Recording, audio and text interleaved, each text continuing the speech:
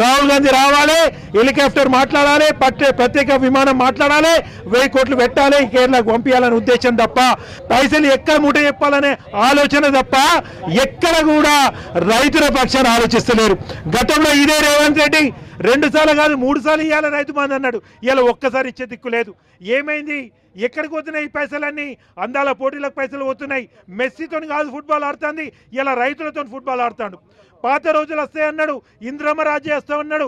ఇంద్రమ రాజ్యం పాత రోజులు అంటే ఎరువుల కోసం సొమసిల్లి పడిపోవడము, చెప్పులు లైన్లో పెట్టడము.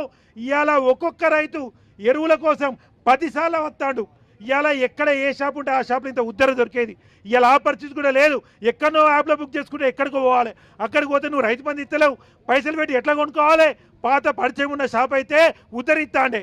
ఇలా యాప్లో బుక్ చేసుకుంటే అది ఎక్కడికి వస్తుందో తెలుస్తలేదు. ఇలా మా రైతుల దగ్గర 70 ఫోన్లు ఉన్నాయి, ఎవరి దగ్గర స్మార్ట్ ఫోన్లు లేవు. ఎట్లా యాప్ ఎట్లా బుక్ చేసుకుంటారు? స్మార్ట్ ఫోన్లే లేవు. మరి నువ్వు ఇస్తావు స్మార్ట్ ఫోన్లు? నువ్వు రైతు బంధు ఏం కోరుతున్నావు? స్మార్ట్ ఫోన్ ఇలా కావాలంటే 15-20 వేలు కావాలి ఒక్కొక్కరికి. ఇచ్చినావా? నువ్వు ఇచ్చినావా? నువ్వేం చేస్తున్నావు?